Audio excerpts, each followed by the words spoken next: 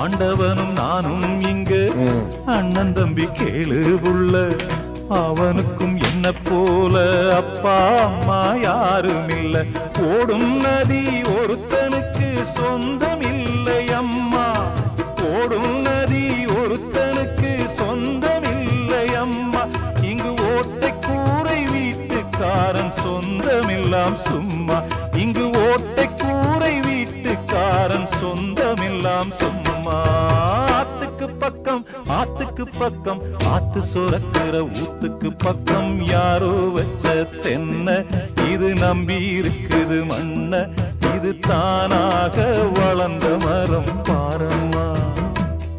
ஒரு